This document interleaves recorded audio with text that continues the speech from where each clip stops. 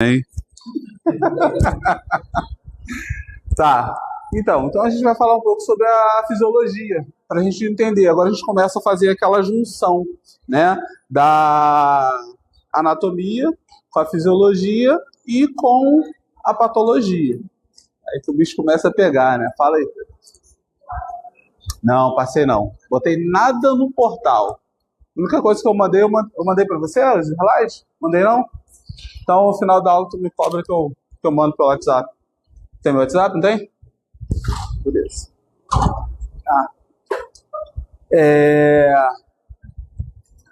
E aí, a gente começa a fazer essa junção. Por quê? Gente, não é algo difícil, mas é algo que a gente precisa fazer junção do conhecimento, tanto da anatomia, da fisiologia e da fisiopatologia. Tá? Para vocês conseguirem fazer essa integração e conseguir dar o melhor tratamento para o paciente de vocês, quando a gente fala de distúrbios, está falando de respiratória, mas também de outros distúrbios, né? Cardíacos, enfim, no geral. Tá bom? Então, hoje, a gente tem aqui, ó, como objetivo compreender um pouco, né, a parte do sistema respiratório, entender os padrões de normalidade do sistema, né, compreender um mecanismo de controle da respiração, que vocês já sabem, tranquilo. Sabe ou não sabe? Não? Mais ou menos? Tá. Sistema de troca e interagir. Depois a gente vai fazer uma dinâmica, se der tempo aí. Apesar que essa dinâmica pode ser para casa. Tá? Então, a fisiologia, ela serve como base tanto do processo de avaliação, raciocínio clínico e tomada de decisões terapêuticas. E monitorização também, tá? De pacientes com distúrbios respiratórios, de modo geral, tá? Falou? Então, a gente precisa conhecer, além da fisiologia, né, a fisiopatologia, a etiologia e as manifestações clínicas das doenças pulmonares. Isso é fundamental. Porque, ó, pergunto para vocês, se eu falo assim, olha, eu tenho um paciente que tem uma pneumonia, o que vocês pensam? Oi? Infecção no pulmão, beleza, ok. Todo mundo raciocina isso? Sim ou não? Sim. Ok. O que essa infecção no pulmão ela vai causar lá dentro do pulmão? Secreção, beleza. Mas o que ela vai causar? Vai gerar um processo inflamatório, beleza? E aí outra pergunta, uma pergunta vai gerando a outra. O que esse processo inflamatório vai gerar?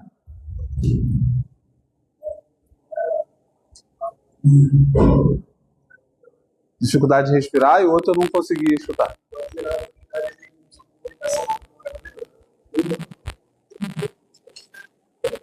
Dificuldade de respirar. Beleza. Tá? Mais o quê? E aí? Oi? Edema?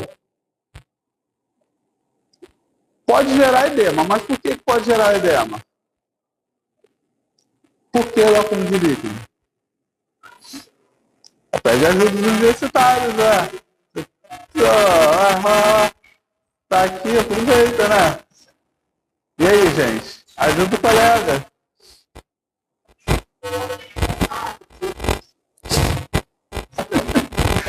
A inflamação tá gerando tudo isso. Beleza, ok. Tá? Mas o porquê o edema? Não, ok. Esse é o fator primário. Aí a gente vai dividir, vamos ramificando isso daí. Tá? Aí falou que pode gerar um edema. Pode gerar edema. Mas por que pode gerar edema? É por conta da inflamação, provavelmente dito. Existem outros fatores que a inflamação vai gerar que vai repercutir nisso daí. Que ele falou. É o porquê.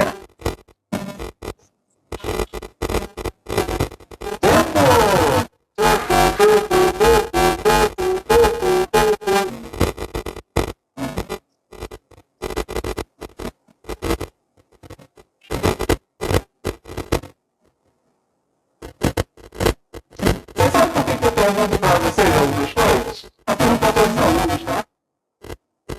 Você sabe por quê? Não? Comigo vocês pensaram. Quando vocês estiverem na frente do paciente, só o paciente tem que levar mais lá. Essa palavra. Isso. Fala pra mim. Por quê? Mais pra frente eu vou voltar com essa pergunta. Lembra, você que fala levantou a bola. Mais pra frente eu vou voltar com essa pergunta. Aí vocês vão ter que saber responder. Beleza. Além dos fatores anatômicos, nós também temos fatores bioquímicos que estão relacionados aí a todo o sistema respiratório, tá? Então a gente tem vários fatores que fazem com que hoje, agora, nesse momento, tá todo mundo aí quietinho, respirando de boa, tá? Beleza. Outra coisa, a gente precisa ter esse entendimento da complacência e da resistência das vias aéreas, porque o processo inflamatório vai alterar isso daqui, tá? Então a gente tem um distúrbio respiratório que está vindo alterando os fatores. E é como uma cascata. Quanto mais você deixa, né, a água fluir naquela cascata ali, mais ela abre o caminho para o processo dela, né? Então a infecção ela só vai piorando. Se a gente não atuar, ela vai piorando. Galera da rinite aí, ó. Cadê os ites aí? Os ites, se não trabalhar, o bicho pega. E aí, tudo isso a gente também vai conseguir ter uma compreensão de como a gente vai estar fazendo a avaliação. Porque todos eu vou avaliar da mesma forma. A gente tem alguns protocolos de avaliação, ponto geral. Mas alguns a gente precisa especificar mais algumas coisas. Exemplo, pegar um paciente asmático, aqui agora, tá? Um paciente asmático para mim, qual a minha prioridade? É fazer uma espirometria, um peak flow, tá? Ponto. Porque aí eu consigo ver em qual nível que ele está. Se ele está muito descompensado ou não. Tá? Beleza. Durante os testes, né, das avaliações, a gente consegue identificar algumas alterações, né? Então a gente consegue identificar, quantificar os danos pulmonares, né? Se o dano é obstrutivo, se ele é restritivo, ou se ele tem os dois componentes, e a sua gravidade, tá? E aí existe a fórmula para a gente quantificar isso, para saber qual é a gravidade daquela patologia no momento. Tá? Beleza? Também ajuda a gente a fazer o processo de monitorização da doença. Então, né, não sei se eu cheguei a falar com vocês, mas durante um tratamento, né, sei lá, qual é o seu nome? Carlos. Carlos chegou, Joedes, tô... Enfim, qualquer patologia pulmonar, tá? E aí eu vou lá e falo para ele assim, Carlos, a gente tem um período de 3 a 12 meses de tratamento, tá? Em média. Pode ser mais, mas também pode ser menos, tá? Ok. O Ricardo só vai computar isso daqui, né? O Carlos só vai computar isso daqui, né? Os 3 meses, né? É sempre assim. Eu jogo a régua sempre lá em cima porque o paciente só vai computar o mais baixo que você falar. Ok, tá tudo certo. Beleza. No meio desse tratamento, nós temos 12 meses. Então, primeiro mês, segundo, terceiro, quarto, quinto, sexto, sétimo, oitavo, nono, 11º, 12º mês. Certo? Então, você iniciou o tratamento aqui. Se você não tiver um controle de como está tendo essa evolução, tá? De como esse paciente está evoluindo, vai chegar aqui. Ele vai ter melhorado? Não vai ter melhorado, não. Vai ter melhorado. É muito difícil não ter melhorado, tá? Gente, para você ficar um ano com o paciente e não conseguir melhorar nada, reflita, reflita nas ações, tá? Ele vai melhorar alguma coisa. O que ele melhorou? Se você fez uma avaliação aqui, tá? Beleza? Chegou aqui, teoricamente você sabe o que ele melhorou, certo? Mas ele tem condições de ter alta? Às vezes não. Pode ser que sim, pode ser que não. Aí no exemplo que aquele paciente que ele não melhorou 100%, ele ainda relata cansaço, te relata falta de ar, tá? Ele não teve nenhuma intercorrência no meio do caminho, que no meio do caminho tem muitas pedras, né? Ele pode pegar uma infecção, pode isso, pode aquilo, então ele pode ter intercorrência no meio desse caminho. Mas o que a gente precisa fazer? Essa avaliação que você fez aqui, você precisa... você pode fazer ela aqui, ó, com 3, tá? Com 6, com 9 e a avaliação final, tá? Por que isso daqui? Porque eu vim aqui, trabalhei com ele, tá? Reavaliei. Eu estou reavaliando para quê? Para saber se o que eu fiz aqui está surtindo efeito para ele. Porque se não tiver surtindo efeito, o que você vai fazer? Modificar o programa de tratamento. Não tem problema nenhum, tá? Você modifica. Trabalha, reavalia. Trabalha, reavalia, trabalha, reavalia. E se você fizer isso de forma periódica, você sabe exatamente o que você precisa trabalhar nessas etapas, tá? Que teoricamente, quando a gente falar de reabilitação mais à frente, vocês vão entender que a gente tem etapas a seguir. Mas o paciente consegue pular de etapa? Consegue passar de fase? Né? No videogame a gente só passa de fase se conseguir concluir todas as tarefas, não é isso?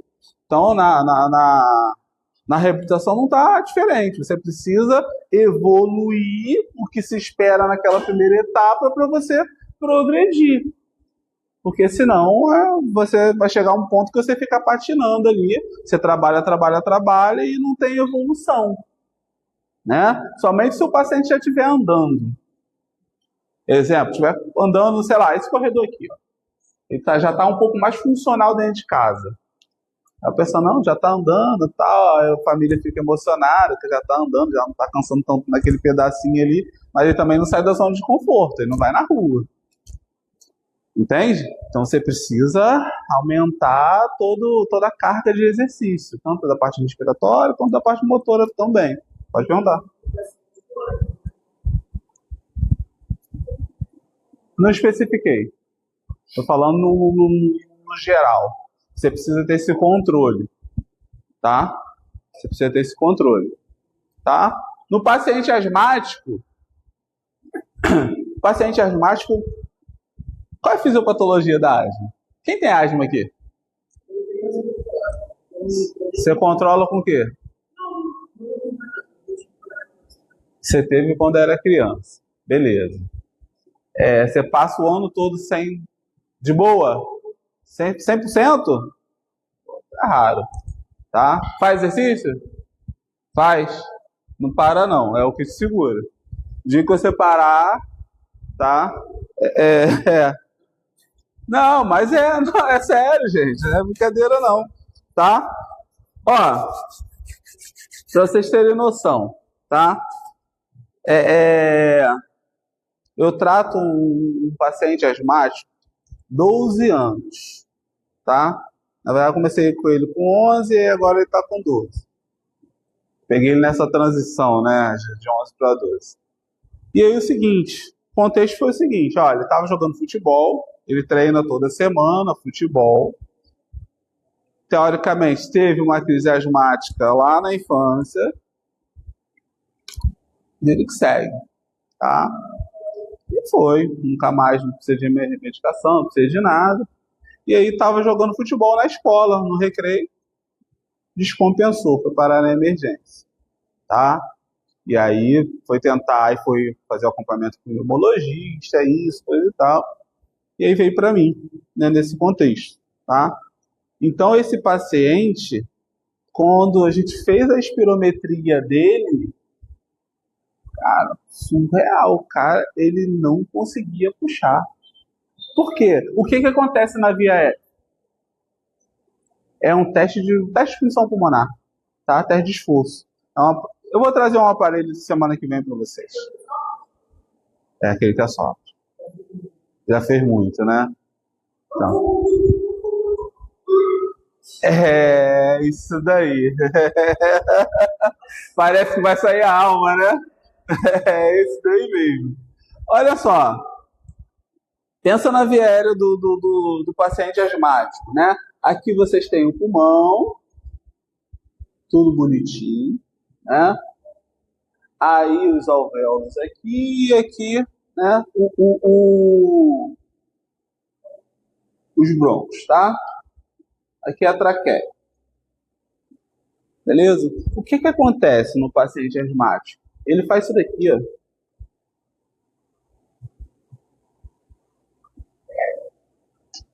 Fecha. Ele estreita o tubo de passagem.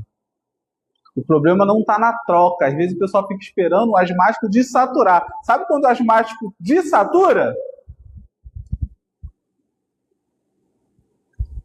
Quando você tem um fechamento praticamente total, ele já não consegue fazer a passagem de ar.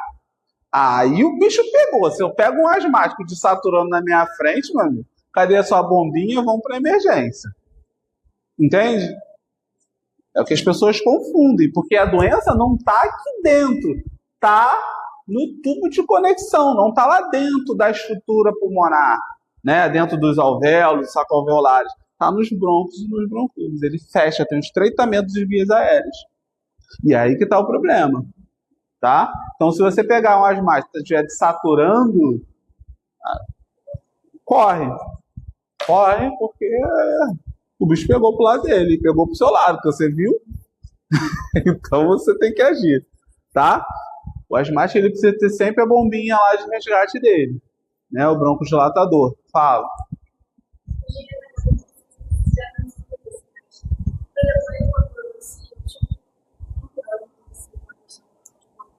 Aham. Só que depois do tempo eu melhorei. Mas eu deixei que tinha fazer esse teste de Espirometria. de redução respiratória. Aham. Mas assim, não lembro se eu. Mas hoje eu não fiz nenhuma, não tem nada. Mas tem alguma chance de ter parecido ou pode simplesmente passar e. Então, vamos lá. Chutaram o que ela falou? Ela teve bronquite asmática. E aí, qual é a grande questão? Tá? Agora você tá bem. Tá? Não te manda na primeira infância. Então, aí entra no contexto dele também. Tá? Vocês podem ser o exemplo. A gente pega aí, a gente for fazer a avaliação, tá? A gente quantificar, vocês vão ver que vocês têm uma fraqueza. Essa fraqueza, tá? Tô chutando, tá?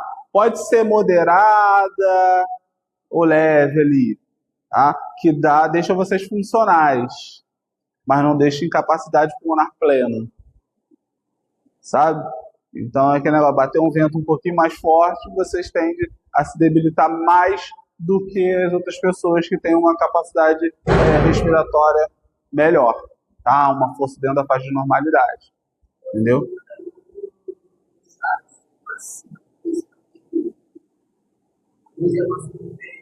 Já, né? Esse processo é chato, tá? Então, assim, não sei se a faculdade tem esses equipamentos.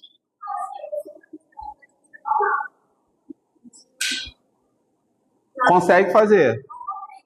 Segue a vida. Não mexe no que tá quieto.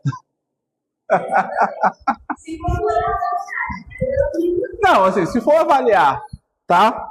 Força, capacidade, a probabilidade de você ter alguma coisa, já tem um histórico, é grande. Está interferindo diretamente na sua qualidade de vida? Não. Então, assim, é aquilo que eu falei para ele, ó, continua fazendo exercício, atividade, etc. Se quiser melhorar isso, tem como melhorar. Ponto. Tá? Preciso fazer agora? Se você não estiver sentindo nada, tá tudo ok, você tá nova, mas se você já tivesse ali, ó, 50, vamos fazer um trabalho respiratório, tal, para você, porque já chegou na fase doenta, o bicho já começa a pegar, né? A curva já não é de subida, a curva já está no platô para descer. Então, precisa ponderar isso, tá? Se vovozinho, vovozinha, leva para a vida, sabe? Pacientes respiratórios, quando chega na fase, né, geriátrica, cara, você leva a terceira idade, você praticamente leva ele para a vida, tá? Leva para a vida. Porque assim, não é que ele não esteja ruim o tempo todo. Não. Você trabalha, melhora, e aí depois você vai fazer o quê? Processo de manutenção. Né? Manutenção. Você já não precisa dar aquela carga tão grande, mas você começa a trabalhar mais as outras funcionalidades. Se estiver lá na frente, a gente discute isso com calma. Tá? Avaliar força. Tá? Força, tanto musculatura ins quanto musculatura expiratória, a gente precisa avaliar. Por quê? O processo inflamatório vai fazer alterações aqui. Tá? Beleza. O teste de função pulmonar, tá? Ele tem ali a espirometria, quem já fez aqui já sabe, a pleximografia, que vai medir os volumes pulmonares, tá? E a resistência de condutância das vias aéreas. Esse teste aqui, são poucos locais que fazem, tá? É um teste que você entra tipo numa caixa. Já viu essa terminal aqui? Terminal? Tem aquelas caixas que os fichais ficam?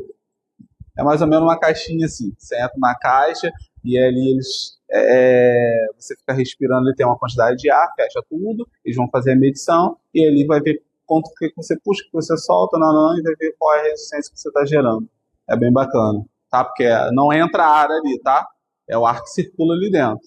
Você fica ali durante um período, você não vai morrer por falta de ar, obviamente que não, tá? Mas ele consegue ver ali os gases, tá? E aí, gente, tem algumas coisas que vão alterar tudo isso daqui. São os fatores tanto sensoriais, químicos e mecânicos, né? Mecânicos. E aí, quando a gente fala de mecânica, o que vocês pensam? De musculatura, resistências e etc e tal, tá? Resistências externas. Interna também.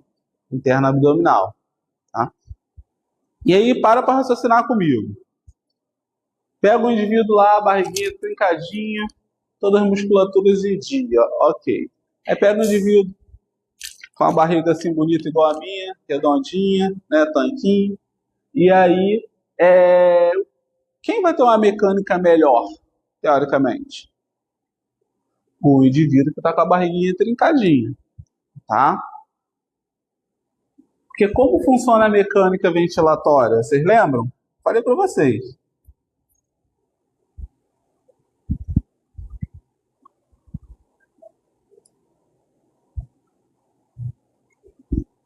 Como é que funciona a mecânica ventilatória?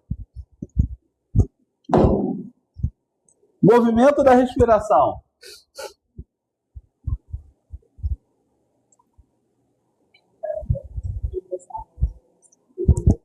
Uhum.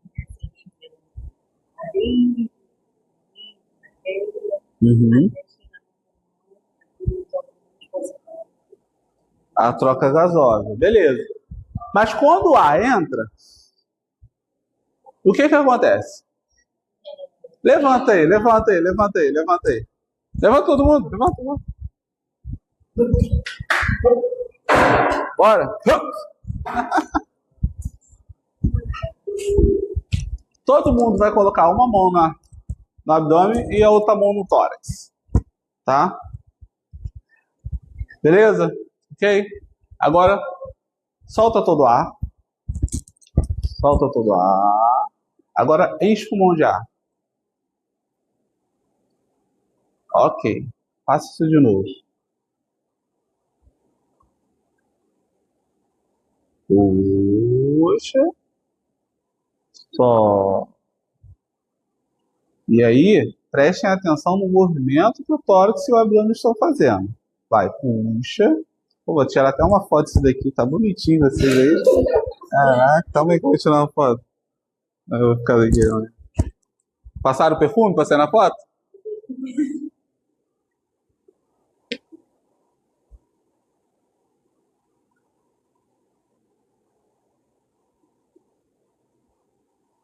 Respira fundo. Só.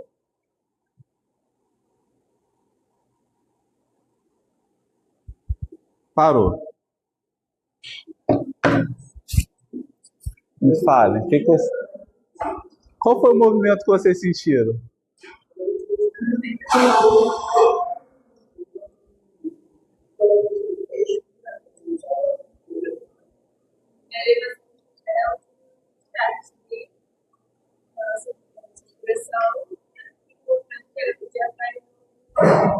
Diafragma faz o quê? E aí, mais o quê? Não? Se expande. Ela se fecha, né? Ela se contrai. Beleza, ok. Então, olha só. Cadê o giz? Então, olha só, hein? No processo da inspiração,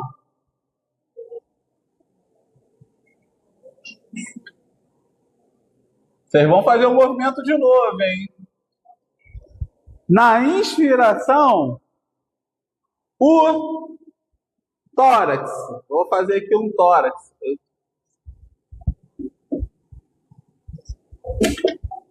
Tô feião isso daqui. A caixa torácica aqui, ó. Fazer quadrado fica mais fácil. Ela expande, tá? Antero posterior, certo? Então, ó. Não faz isso? Não vai para frente? Então, antero posterior. Beleza? Todo mundo acompanhando? Tá? Ela também se expande de forma lateral. Não se expande lateral? Não se expande para lateral. Na inspiração, tá? A lateral. Direita e esquerda. Só que ela também faz esse movimento aqui, ó. Abre. Reparem, quando vocês, na próxima vez vocês reparem. O tórax ele precisa se expandir. Ele também abre na parte inferior. Tá? Então, antero posterior, transversal e... Não. Então, antero... Aqui ele tá aqui na diagonal. Vou botar isso aqui na diagonal, na verdade. Tá mais. Antero posterior. Então, frente e costa. Ok. Tá? Vou fazer isso daqui que fica mais fácil.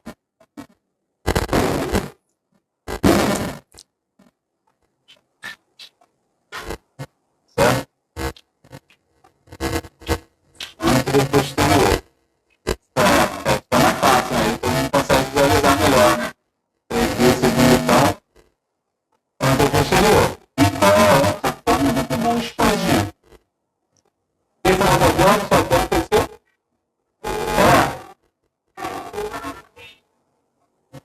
Quando você puxou o ar, o que o abdômen fez?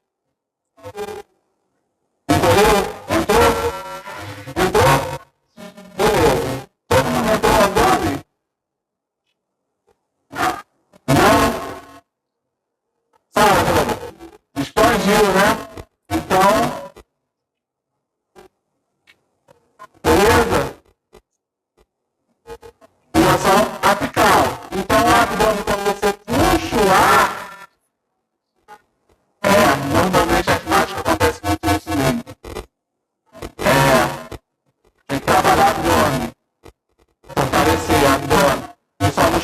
respiratória. Porque ela não está fazendo a mecânica correta. Tem que jogar para baixo. O movimento correto é, olha só, gente, ó, ele expande para trás e para frente, para um lado e para o outro, e para baixo e para cima. Essa é a mecânica. Então, na inspiração, o sentido é para baixo, para os dois lados e ângulo posterior. Na expiração, fecha tudo isso, tá? Fecha, a setinha volta para dentro, tá? E essa daqui sobe, tá? Então você inspira, ó, diafragma contrai, empurra tudo para baixo, e aí se você tiver a barriguinha, né, não tão trabalhada, né, abdômen sobe mais ou sobe menos. Quanto mais fraco for seus abdominais, mais ela sobe, tá? Meninas aí que tiveram filhos, tiveram diástase abdominal, vai embora, tá? Sobe mesmo, vai para frente. Expande tanto lateral. Na verdade, o movimento é isso daqui, ó. Quando expande, ó. Expande lateralmente, tá? E anteriormente junto. O movimento é uma mecânica junto, em volta. Então, e junto com a parte anterior-posterior, né? Que já está expandindo. Beleza? Pegaram? Dúvidas? Dúvidas? Pergunta? Diafragma. Diafragma, quando ele contrai na inspiração, ele empurra as vísceras para baixo. Porque ele precisa aumentar o espaço. A caixa torácica, ela tem um espaço reduzido. Ele precisa expandir. Ele só tem abdômen. Para cima não vai, só vai para baixo. Entendeu? Então, dito isso, se o paciente operou caixa abdominal, você já entende que vai alterar o quê? Mecânica respiratória. Se o indivíduo comprime abdômen, altera a respiração. Se vocês comerem e forem correr, altera a respiração. Sua capacidade respiratória vai estar reduzida. Tá? Aquela dorzinha? Come. Então, depois da comida, depois da comida é uma coisa, mas se você estiver correndo, tá sentindo dor, é porque já tem um esforço excessivo, né? Essa dor é por conta de esforço excessivo. E aí acúmulo de ácido lático, tem vários fatores aí que vão estar interferindo.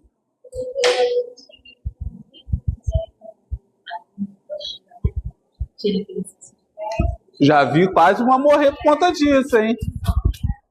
Ah, total. Óbvio. Escutaram a pergunta dela? Ah, muitas mulheres fazem abdominoplastia. Vai alterar? Cara, totalmente. Pensa o seguinte, ó. Você tem aqui a caixa torácica e a caixa abdominal. Tá bom? Aí, o que é feito na abdominoplastia? Você tem uma barriga assim.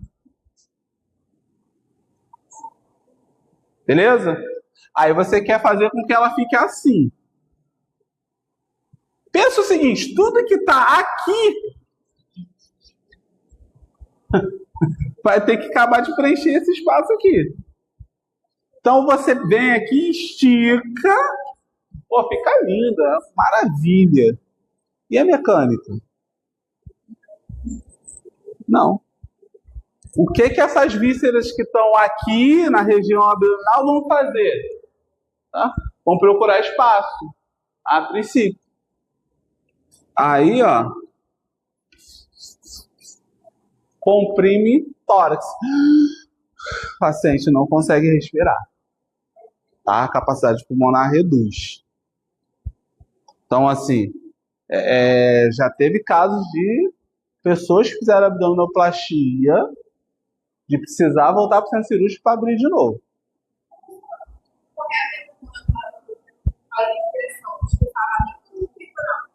Os dois. Os dois. Você pode ter um padrão prevalente de região torácica, então você expandir mais o tórax. Você pode ter uma prevalência de ter um abdominal, ou você pode ter misturado. Não está errado. Tá? É só questão de padrão de mecânica sua. Tem como alterar para uma mecânica mais eficiente? Tem como alterar para uma mecânica mais eficiente. Você consegue expandir bem o tórax, expandir bem o pulmão. Tá? Ó, o abdominal. Tem como alterar. Vai ficar lindo.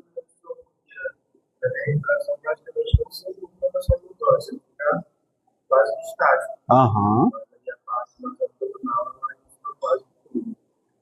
Então, beleza. Seu padrão é abdominal. Mas é padrão abdominal por quê? Pode ser só por questão mecânica mesmo. Tá? Você sempre foi gordinho? Não? Isso foi alterando de acordo com o tempo? Conforme foi engordando? É.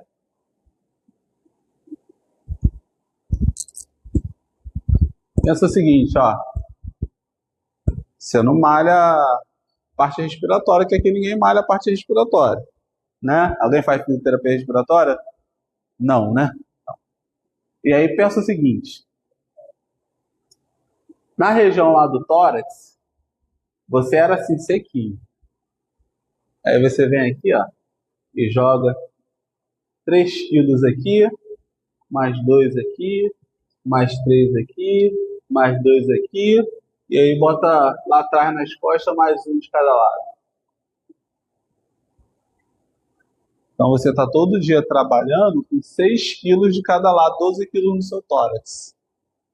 O seu pulmão vencer essa resistência. Estou dando exemplo para você entender, tá? Mas você tem um diafragma bacana, que está funcionando. E aí o que o diafragma faz? Ele empurra a sua barriga. Aí o seu padrão mudou. Por conta disso. Tá? Pode estar um pouquinho fraco? Pode, tudo bem, ok, não tem problema. Mas ele consegue vencer resistência, por isso que você tem um padrão abdominal no momento. Tá? O seu padrão não era aqui? A única alteração que teve foi mecânica, teoricamente. Né? Teoricamente, a única alteração foi mecânica. Então, são 12 quilos aí para você levantar toda hora. Não, toda hora sem você pensar. Entende?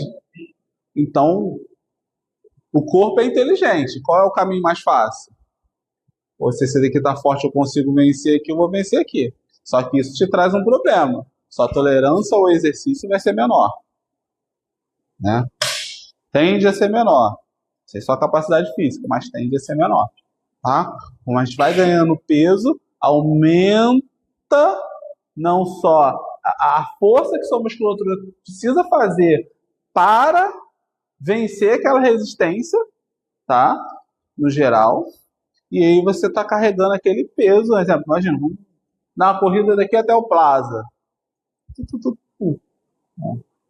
Aí ela magrinha ali, ó, o vento sopra, já joga, vai. Amigo, a gente não dá, meu amigo.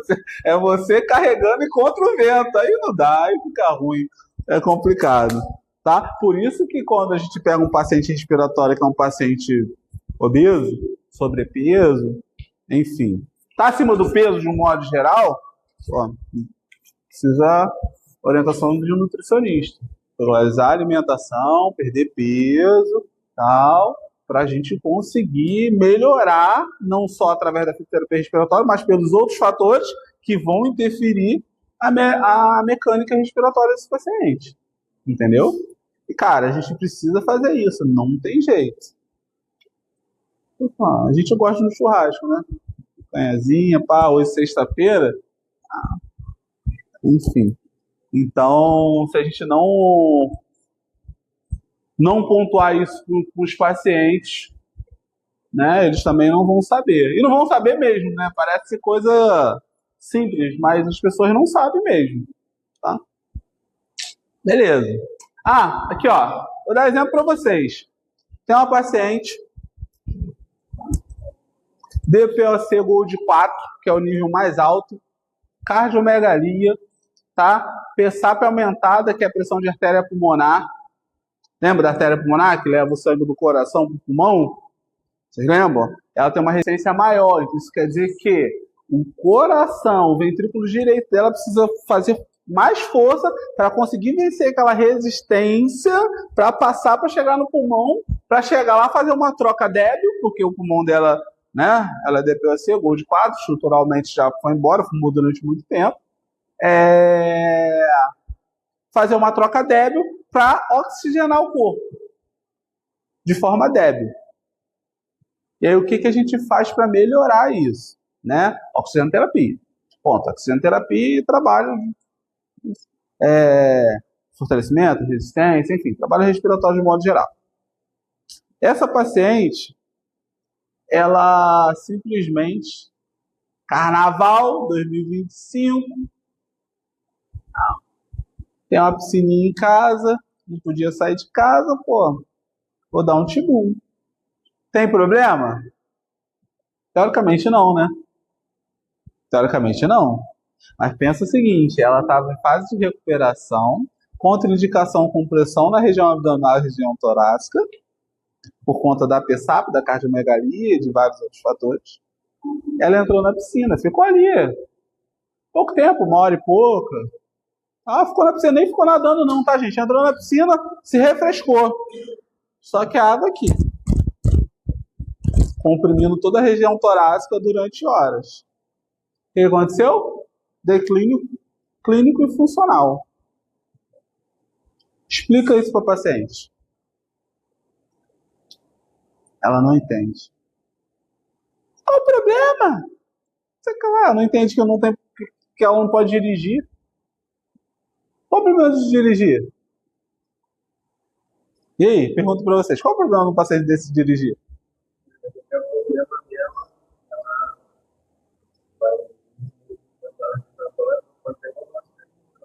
Pode causar um acidente, tá? Se ela fizer ali uma hipoxemia grave, ela apaga. Desliga o disjuntor. Só vai acordar quando estiver no hospital. Já bateu o carro, foi um acidente. Se for um acidente, né, pensando no menores danos, se for um acidente, bateu num poste, foi lá, se machucou um pouquinho, só escoriação, o carro lá se lascou, ok. O problema é se pegar alguém na rua que está passando, bater no carro de alguém, ter outros problemas. Então, contraindicação, não tem que dirigir, porque o risco é iminente dela apagar, por conta da hipoxemia. Entende? E aí, você explica, olha, a senhora não pode fazer isso. Você não pode fazer isso. Cara, é difícil, porque o paciente não consegue entender isso. Ele não consegue não pode entrar na piscina. Pode entrar na piscina. Botar as pernas. Sabe, se moras. Não. Mas mergulhar, tórax, compressão de tórax, aí já fica mais complicado. Entendeu? Vocês conseguiram entender? Porque aí não são 12 quilos. Sei lá, a piscina de 3.000 litros d'água comprimindo ali. A gente não sente porque a gente tem capacidade pulmonar boa. Quem não tem, fala, pergunta. Não? Tá. A gente tem capacidade pulmonar boa, mas para quem está comprometido, o bicho pega. Beleza? Monitorização aqui, ó, dos sinais fisiológicos, né? Então, saturação, PO2, tá? pH e PCO2. Vocês já tiveram aula de gasometria arterial? Não?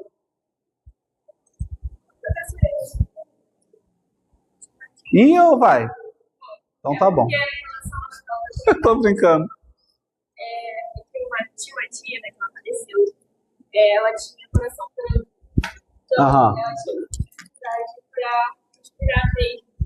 Sim, mas eu comecei a ver que não estava conseguindo. É a cardiomegalia que eu falei que essa paciente tem. Sim. É? Ela tinha muita dificuldade. Antes que ela conseguia andar, aí chegou no momento que ela nem andava. E já estava depois já estava cansada. Ela fumava? Não? Tinha doença pulmonar? Só a cardiomegalia. Eu, como eu gosto de perguntar, vou perguntar para vocês, tá? Vocês entendem o que é cardiomegalia? Coração grande, beleza, tá? O coração grande, basicamente, ele pode ser grande.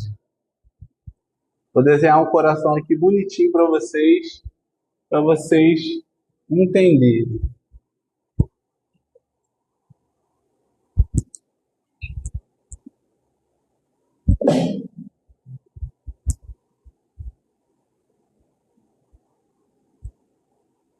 Eu não vou ficar aqui, eu fui para a Itália fazer aula de desenho, não vou ficar aqui fosforelando muito no desenho não, porque senão vocês vão ficar depois querendo que eu desenhe todo dia e tal, essas coisas. Não vai dar certo não, sabe? Então pensa o seguinte, isso aqui é um coração normal, tá? Um coração normal, ele tem o seu ventrículo esquerdo com a musculatura mais robusta, tá? Mais trabalhada, mais malhada, tá? Porque isso naturalmente, tá? Naturalmente. Porque ele precisa ejetar para todo o corpo. Lembra o sistema circulatório? O sangue para todo o corpo. Ok. Esse é um ponto. O atleta, ele tem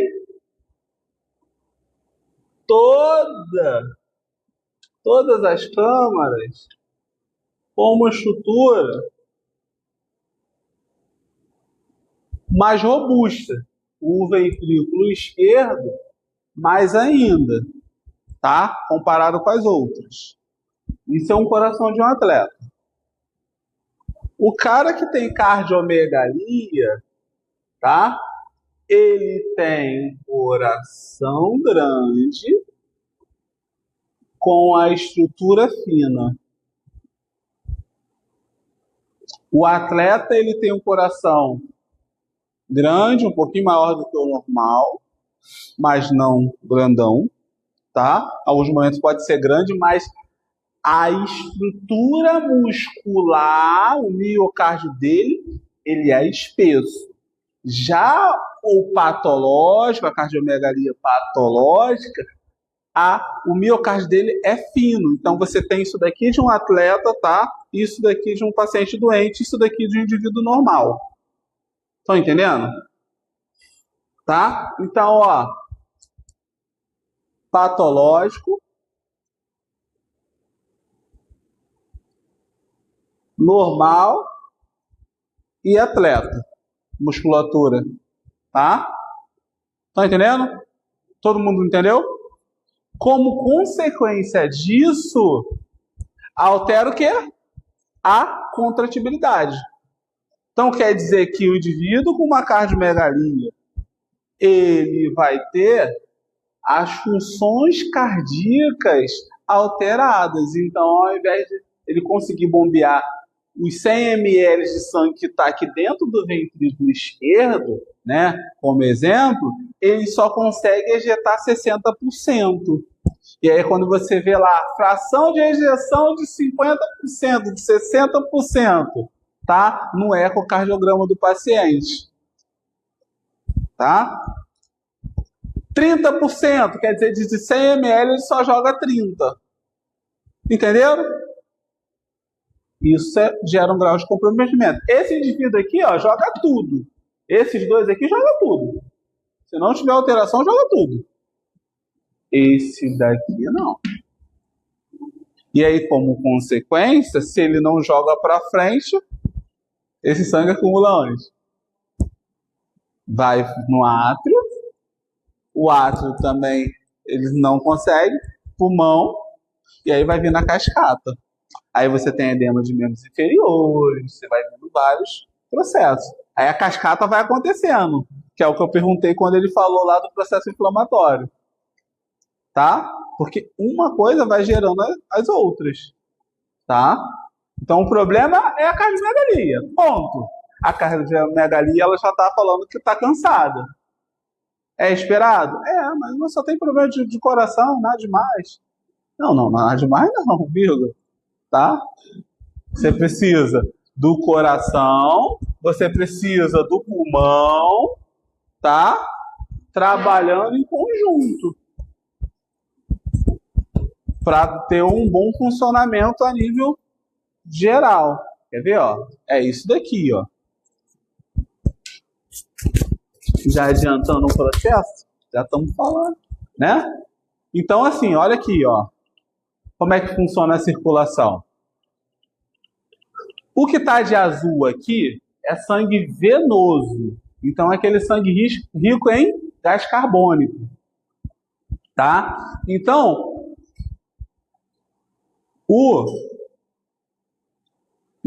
o sangue venoso ele vem pelas veias de todos os órgãos, de todos os sistemas, vão desembocar lá na veia cava inferior e na veia cava superior.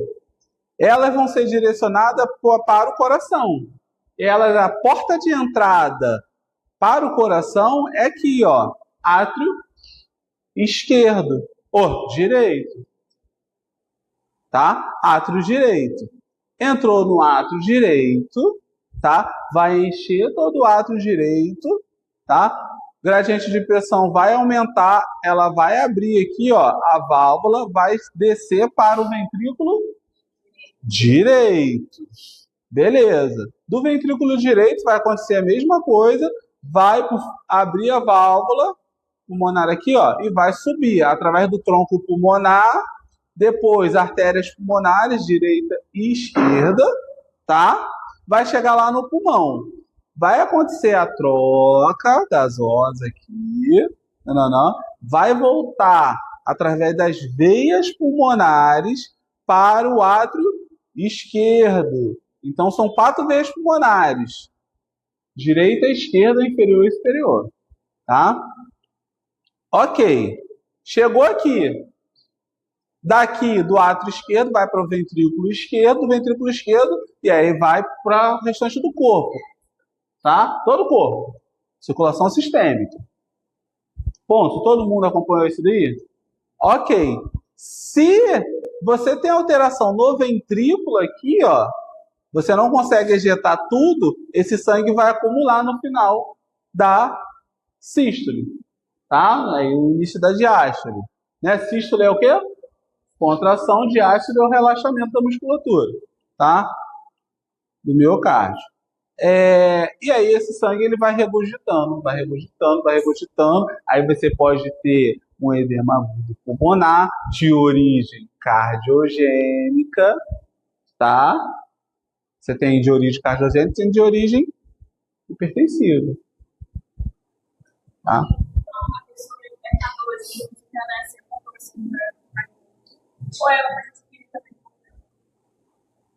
Os dois, tá?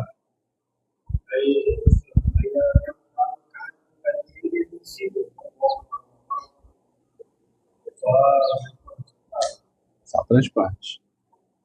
Você vai tratar. O que você vai tratar? Fazer fisioterapia para reabilitar toda a função, né? Fortalecer as musculaturas. Por quê? A gente está dentro aqui, ó. Isso daqui está funcionando dentro da caixa torácica. E aí tem as pressões dentro da caixa torácica. Então, por isso assim, ó.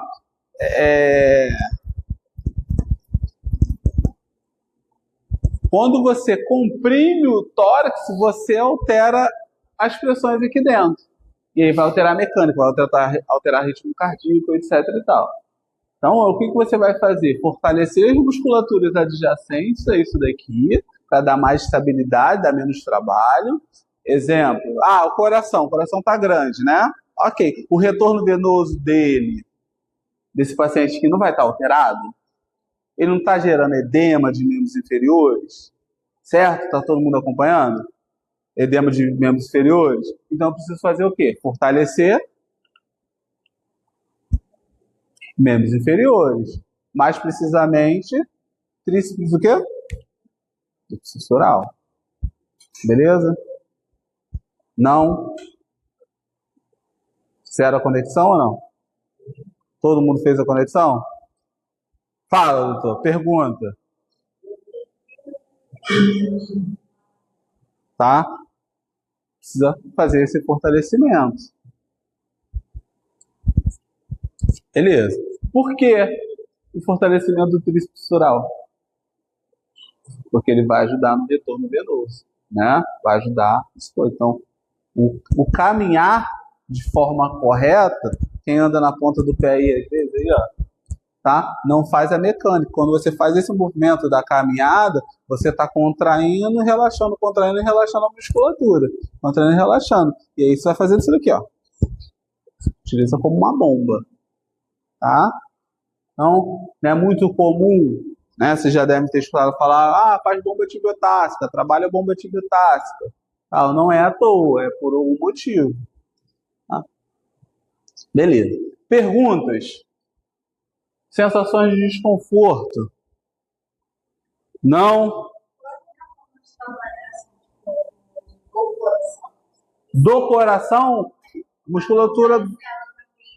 Não. Então, você vai trabalhar as adjacências. A musculatura do coração,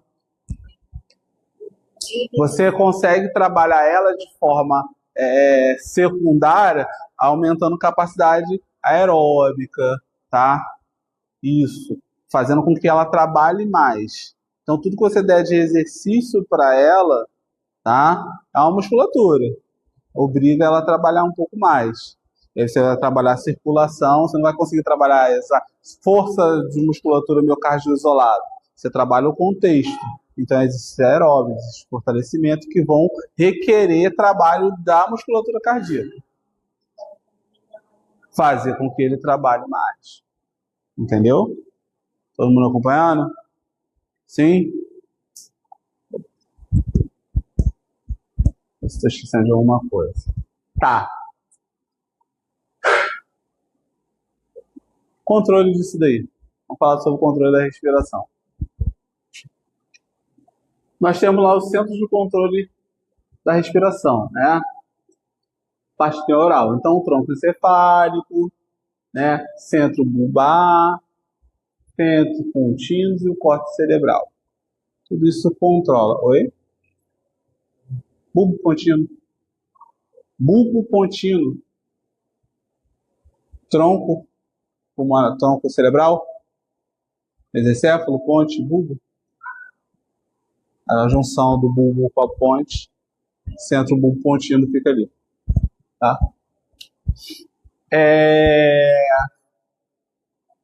Então, beleza.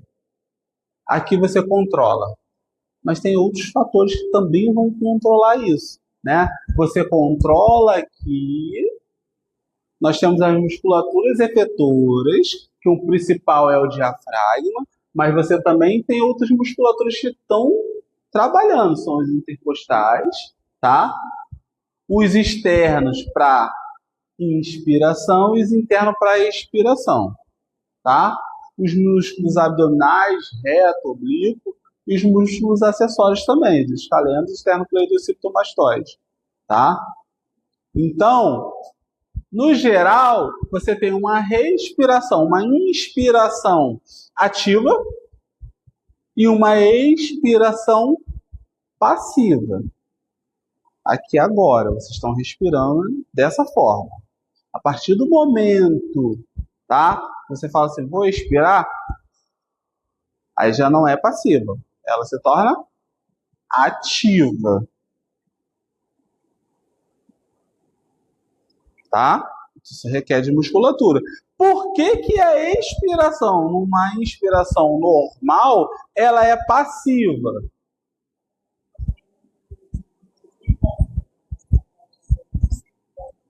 Não, olha só. A inspiração, você não precisa dar esse comando. Você está respirando, você não precisa falar assim, vou respirar. Você consegue controlar isso, se você quiser. Por conta dos centros, você consegue controlar. Então, você fala assim, olha, Aparecida? Aparecida? Puxa o ar devagar e profundo. Você vai conseguir controlar. Mas você não está puxando o ar devagar e profundo aí, respirando normal. tá? Então você consegue controlar quando você tem um comando. Mas a respiração, ela é automática.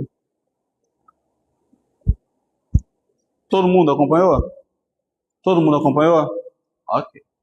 Tá? Mas a expiração, ela se dá da seguinte forma. Então eu inspiro, o pulmão encheu. Aí lembra que eu falei lá no início da aula da complacência? Lembra que a gente precisa da complacência e elastância? Ó, você puxa o ar, enche bem o pulmão. Pensa numa bola de aniversário. Bola de aniversário. Você enche. É o momento que você está inspirando. Quando vocês vão lá e abrem, ou tira a boca lá da bola para não encher, não amarra, o que ela faz? Ela volta. Você não precisa lá apertar para ela desvaziar. Tá? Isso é complacência. É o poder de retornar para o seu estado normal. Então você enche, depois solta e ele volta para o mesmo local. E assim vai. Assim vai. Continuamente. Direto. Eu consigo aumentar isso? Consegue. Trabalhando, fortalecendo, etc. Trabalhando tudo isso que quer. Beleza? Mas isso também pode ser alterado? Pode, porque vocês têm os sensores. Receptores pulmonares, proprioceptivos periféricos e difusores musculares. Tá? Então, qualquer estímulo a mais que você tiver, se você chegar aqui e der um susto, pá, acorda. O que vai acontecer? O coração dispara, respiração fica mais ofegante, tal, porque você tomou um susto. O que é isso? Seu sistema já trabalhando, porque você vai precisar de mais oxigênio na sua musculatura global. Não só na respiratória, mas também na sua musculatura global, para você executar algo. O que é? Não sei. Você tomou um susto, pode ser pular, pode ser correr, sabe? Pode ser o que for. Mas ele precisa de mais oxigenação. Ah, e pensar também, né? Pensar. Né? Como é que se dá o sistema reflexo mesmo? Fugir da respiração. Voltei lá pro reflexo. E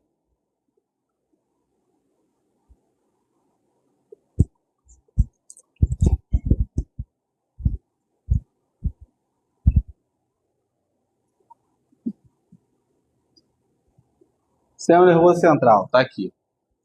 Tá?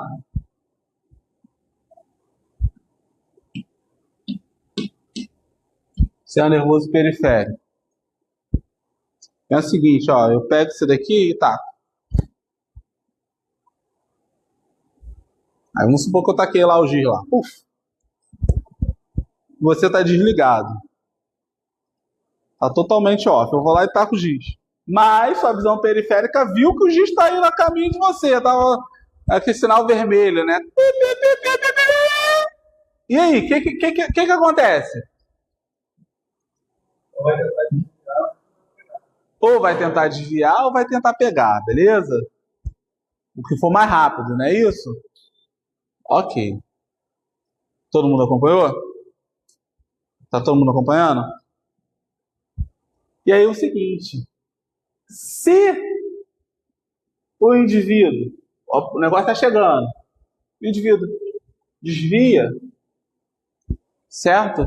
Isso daqui chegou aqui, essa informação chegou aqui ou não? Só veio para cá. Chegou no sistema nervoso central? Chegou, né? Chegou? Chegou. Mas não antes de você fazer o desvio do processo lá do giz. Até chegou. Chegar, chegou. Mas não antes. Por quê? Existe o sistema reflexo, que não precisa passar no sistema nervoso central. E aí, ó, essa chega aqui, mas ela não salta para cá. Tá? Minto, calma aí. Ela até vai para lá. Essa informação vai chegar aqui no sistema nervoso central. Mas só que você age antes. E aí, normalmente, você faz... Já deu um susto em alguém te deu um soco? Te empurrou? É isso. É isso. É involuntário. Mas te deu soco porque quis? Ou te empurrou porque quis? Não. É o reflexo. Você deu um susto numa pessoa, você já tem que... Se você vai dar um susto em alguém, você tem que estar preparado para se defender. Porque você está fazendo algo pensado. A pessoa não está indo? A pessoa não. Então você pode dar um susto em alguém, a pessoa assustar. Isso acontece direto. E aí quem foi brincar lá, tava lá de bobeira, sei lá, se machucou. Por besteira, tá? E aí o outro queria te bater? Não. Sistema reflexo. Não passa o seu nervoso central. Aí é o seguinte, eu tô daqui, vou jogar o giz lá pra minha amiga. Qual é o seu nome? Ariane. Vou jogar lá pra Ariane. A Ariane tá distraída. Ariane, segura! Quando eu falo pra ela, pensa rápido, segura, dependendo da velocidade que eu jogar o giz, dá tempo de ser nervoso dela processar a informação e se articular para segurar. Se não deu tempo, ela só vai se defender. Mas se deu tempo, ela vai segurar. Ela pode, às vezes, só defender, porque às vezes ela não tem a mecânica suficiente, já não tem mesmo, para segurar um negócio. Tá? Mas se ela tiver, ela vai conseguir segurar. Porque quando eu faço... Ariane, pensa rápido. Aí jogo. Deu tempo dela processar essa informação. São frações de milésimos de segundos. Mas deu tempo. Tá? Então, são coisas diferentes. Entenderam? Todo mundo acompanhou? Beleza. Tá. Outra forma de controle da respiração é os fatores químicos, tá? Que vão monitorar toda a composição química da respiração. Vocês não tiveram aula de gasometria, né? Não. O sangue, tá? O sangue, ele tem seus componentes químicos. Quando a gente faz uma gasometria arterial, tá? A gente consegue ver o quanto de oxigênio tem, tá? Quanto de CO2. A regulação da respiração, ela se dá pelo CO2, tá? Então, você tem aqui o pH. Vou falar rapidinho, depois vocês vão se aprofundar disso, só para vocês entenderem. Que vai de 7,35 a 7,45. Aqui você tem o meio ácido, aqui você tem o meio base. O ideal é que você esteja aqui, no meio do processo. Tá?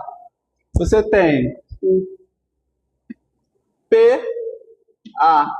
PaO2, tá? Que ele vai de 80 a 100. Tá? E aí a gente tem um problema. Tem um problema, é uma questão. Isso você consegue calcular para calcular exatamente quanto cada indivíduo precisa ter. Tem como calcular. Tá? Então, às vezes você espera que um indivíduo de 100 anos esteja aqui e o ideal para ele seria 70. Estou dando exemplo, tá? A gente não está calculando aqui agora, não. Só estou dando exemplo para vocês. A 70. E ele não chega. Você fala assim, caraca, ele está 70. E você tá chapando oxigênio para ele. Tá chapando oxigênio para ele. Ele tá ficando lá. Dormindo. Por quê? Oxigênio demais rebaixa nível sensório. Nível sensório. Tá? Então, o aumento da oxigenação a nível sanguíneo rebaixa nível sensório. Então, quando vocês estiverem fazendo um exercício respiratório lá com o paciente, você pede assim, respira fundo. Solta. Faz isso 10 vezes. Você vai lá. O paciente vai fazer rápido, né? Ele hiperventila. Porque dependendo da capacidade do paciente, ele apaga. E no hospital acontece direto. É raro, mas acontece com frequência. Tá? Tudo bem? Então existe um cálculo para calcular isso. Beleza. E o PCO2?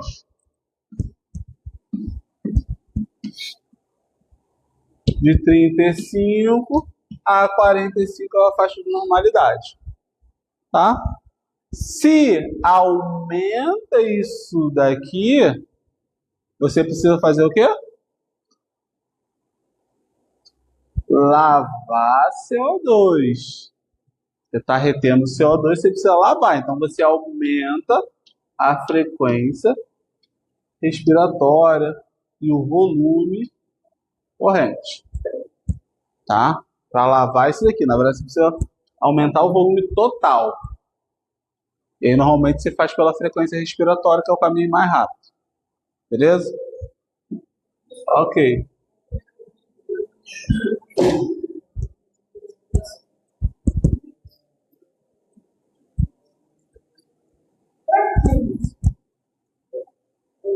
Não entendi. Na época da Covid...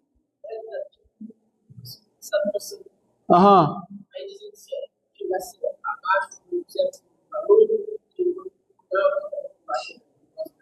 Baixa a oxigenação. Isso daqui. Você tem a saturação periférica, que é o SpO2, que é o que você mede com oxímetro. SpO2, tá? O ideal no indivíduo saudável, sem doença nenhuma, respiratória, etc e tal, é maior do que 95%. Esse é o ideal, melhores do mundo. Mas se você está acima de 90%, tá tudo ok, tá tudo certo. Também não precisa ser... Não tá acabando que tá com 91 de saturação, não. Tá? A gente tem que pensar o seguinte, a gente vive num mundo que a gente está respirando poluição. Um dia mais, outro dia menos. A gente mora em grande cidade. Tô falando daquele indivíduo que mora lá na roça, que vive no campo, é mato para um lado, mato para o outro, praticamente não tem queimada, não tem nada. Esse é um indivíduo que tem que estar voando, tem que estar 100%. Tá? Mas a gente, acima de 90%, tá valendo. Tá? Abaixo disso, aí você tem complicações respiratórias. Tá? Abaixo disso, abaixo de 90, né? Acho que de 89, tá mais fácil. Aí você já tem problemas, tá? Então, é normal? Não, abaixo daqui não é normal. Se eu pego um paciente com muito comprometimento pulmonar, saturando a 86, me chama a atenção? Chama a atenção, mas não me deixa com um estado de alerta tão grande. Tá? Saturando 80 já me deixa de estado de alerta. Por quê? Aquele indivíduo que fuma, quem fuma aqui? Oi, jogador. Você, jogador? Pô, atleta, não sei... caramba. Então, assim, o cigarro, ele vai destruindo aqui, ó, as paredes dos alvéolos. Como consequência disso, você vai perdendo capacidade de troca dos alvéolos. Então é como se você tivesse 1000 alvéolos e aos poucos você vai perdendo de um em um. Quem tem, tô falando do cigarro, mas quem trabalha com poluição de um modo geral, ele vai destruindo isso. Então você tem menos alvéolos para fazer o processo de troca gasosa. Como consequência, esse indivíduo se satura. Diferente do asmático. Porque tem destruição do parênquima pulmonar. Entende? Então, esse cara é um cara mais grave. Tá? Tudo bem? Todo mundo acompanhando? Perguntas? Não? E, ó, mesma coisa. Tá jogando fumaça quente e tá destruindo lá dentro. É modinha, isso, coisa e tal, mas tá se lascando. Não tem problema não, depois vem tratar comigo, tá tudo certo. Oi. Oi? Agora, saturação periférica, que é isso daqui, ó. Aqui, ó. Esse oxímetro aqui é diferente dos outros que vocês estão acostumados a ver aí, né? Ele não tem botão de ligar e desligar, ele é automático. Então, quando eu coloco no dedo aqui, ó, esse botãozinho verdinho que tá piscando aqui, essa luzinha verdinha, tá piscando a luz verde, tá falando que a leitura tá 100%. tá? Então, aqui embaixo, nessa daqui, você tem a saturação de oxigênio dele. Porque eu dei uma alavancada, vai voltar para ver. Então, aqui é a saturação de oxigênio dele. Vira lá pro pessoal. E no de cima é a frequência cardíaca. Tá? No de cima é a frequência cardíaca. Que, na verdade, se você virar o dedo, embaixo está a frequência cardíaca e em cima está a saturação. É que para você está ao contrário. Tá? Tudo bem? Então, vocês estão vendo? Não. Na visão correta, daqui, ó. Daqui para lá, aqui em cima é saturação e embaixo é a frequência cardíaca. Tá? Então, aqui você consegue visualizar. Beleza? Tem vários tipos de oxímetro, vários modelos, enfim.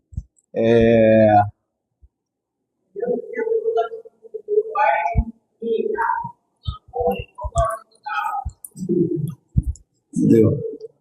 O gato subiu no telhado. Tu tem oxímetro aí. Beleza, gente? Vamos tocar. A gente vai. Espaço no morto anatômico gira em torno de 150 ml, tá? O volume pulmonar gira em torno de vida adultos de 2,5 litros a 3 litros, tá? Beleza. E aí lá dentro do alvéolo você vai ocorrer o processo da difusão, que é a troca gasosa, tá? Tentar adiantar algumas coisas aqui. Aqui eu preciso que vocês parem tudo que vocês estão fazendo agora e olhem para aquela imagem ali, tá? Aquela imagem ali define tudo na vida respiratória, tá? Ela fala pra gente o seguinte, olha só.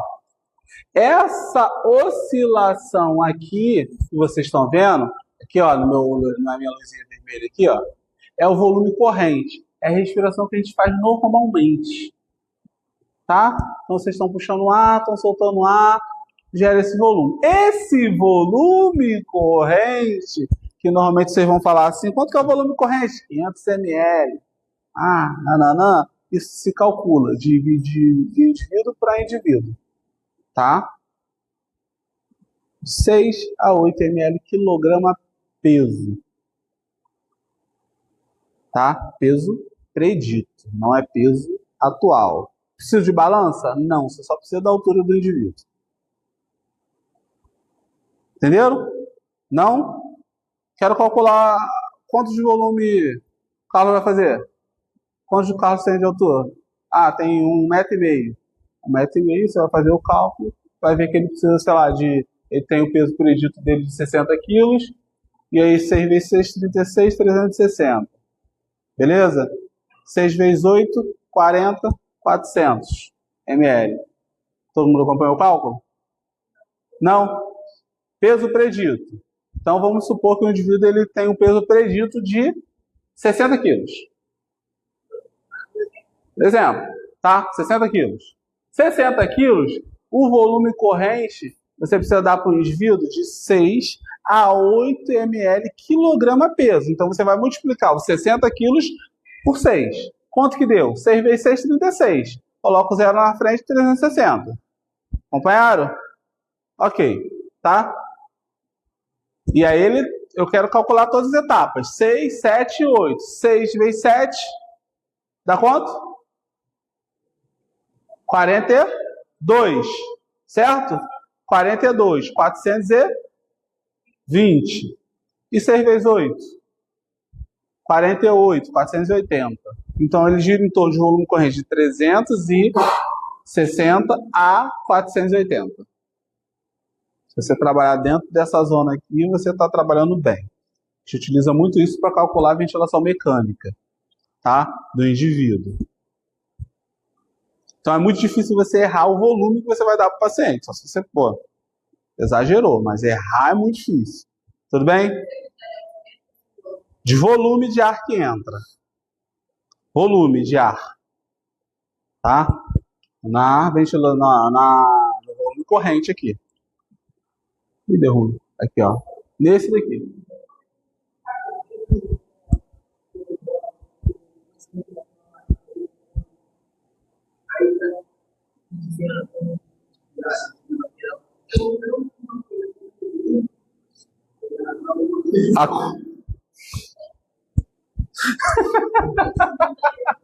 Esses caras não valem nada, tá vendo? Olha só, cara. Não. O que acontece? Cansaço, fadiga, acúmulo de ácido lático. Entendeu? Acúmulo de ácido lático. Aí você sente aquela dorzinha. Tá? Mas é acúmulo de ácido lático, aí você pode sentir dor na perna também. Tal. E aí é seu sistema falando assim, olha, eu tô fadigando, eu preciso que você pare. Aí a dor vai aumentando de nível, né? Mas tem uma hora que tu arreia, tu não consegue, tu trava porque tu não consegue, por conta da dor.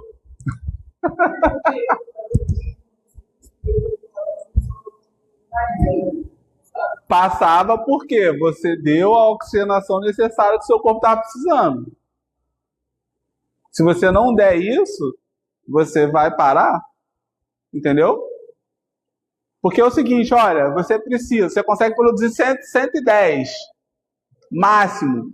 Na corrida tu tá precisando de 120. Só que tu tá no déficit o tempo todo. Tem uma hora que seu corpo não aguenta. Fala, meu amigo, para. Ou você para por bem ou eu te paro.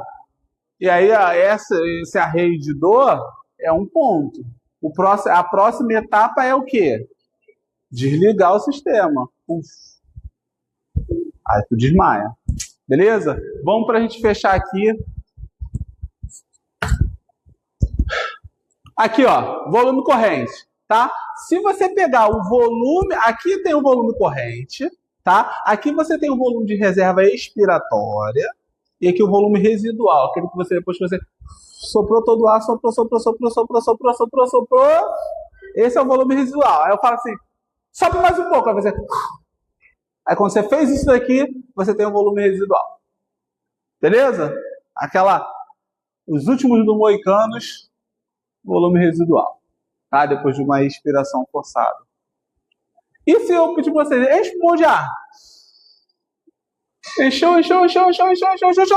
Você encheu. Volume de reserva inspiratória. Se você pegar, tá? Agora a gente vai começar a juntar. O volume de reserva inspiratório com o volume corrente, você tem a capacidade inspiratória. É quando eu falo para você, inspira fundo. Você encheu todo o pulmão, tá? Ok. Se eu falo para vocês assim, olha, agora vocês vão pegar, tá? A soltar todo o ar. Soltou tudo, tá? Agora enche o pulmão tudo também. Vocês estão na capacidade vital. É a junção de capacidade, volume inspiratório de reserva inspiratória, volume corrente e volume de reserva expiratória. Tá? Mas se você pegar a junção do volume de reserva expiratório e volume residual, você tem a capacidade funcional residual. E se juntar tudo? Capacidade pulmonar total. Tá? Se você pegar aqui, ó, volume de reserva inspiratório, volume corrente, volume de reserva expiratório e volume residual, você tem a capacidade pulmonar total. Tá? Tudo bem? Então, espaço morto anatômico é o volume de ar que fica nas vias aéreas e o espaço morto fisiológico é o volume de gás que não é eliminado pelo CO2. Tá? E permanece. DPOC adora isso. Só para a gente finalizar, a gente fala aqui da lei de Fick. Tá? A lei de Fick fala para a gente o seguinte, ó. A taxa de difusão de um gás, tá? Através de uma lâmina de tecido é diretamente proporcional à área e inversamente proporcional à sua espessura. Além disso, ela fala para a gente o seguinte, que a taxa de difusão é diretamente proporcional à diferença entre as pressões parciais do gás. E também fala que a taxa de difusão é diretamente proporcional à solubilidade tecidual do gás e inversamente proporcional à sua raiz quadrada. Resumindo isso, esse grego, quanto maior a área e menor a espessura e menor a solubilidade do ar, um ar mais leve, mais puro, mais fácil fica a troca gasosa. Quanto maior a espessura e menor o tamanho do alvéolo, tá? Mais dificultoso vai ser essa troca gasosa, tá? E se o ar estiver mais pesado, maior a dificuldade ainda, a dificuldade aumenta, tá?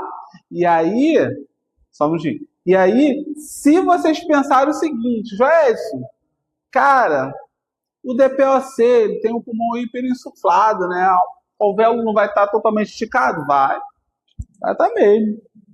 Aquele alvéolo que não perdeu a capacidade de troca, ele só mantém o ar aqui, mas não tem a capacidade de troca.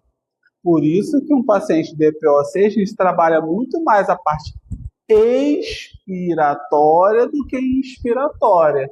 E quanto mais ar ele solta, melhor ele consegue jogar o ar para dentro e ele tem mais troca. Ele consegue trocar o ar lá que está cheio de gás carbônico, tá? E colocar ar com oxigênio para dentro do pulmão. Pergunta?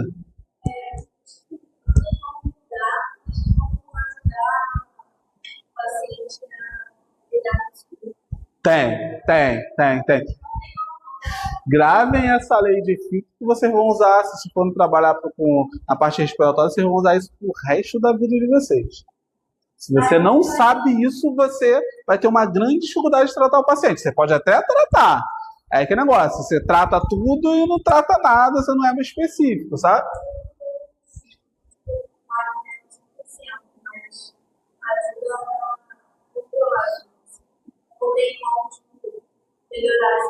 Não, o que foi destruído, foi destruído. Ponto. Mas aqui, ó, o paciente DPOC, né? Foi destruído, já era, tá? Mas um paciente que está lá hipoventilando, ele tá com isso daqui, espessura aumentada, certo? O alvéolo tá murchinho lá, tá com faixa de atelectasia. Você consegue melhorar isso aqui. Você recupera, tá? Recupera. Um paciente fazendo edema agudo pulmonar, você também recupera, porque entra outros fatores. O médico precisa trabalhar também.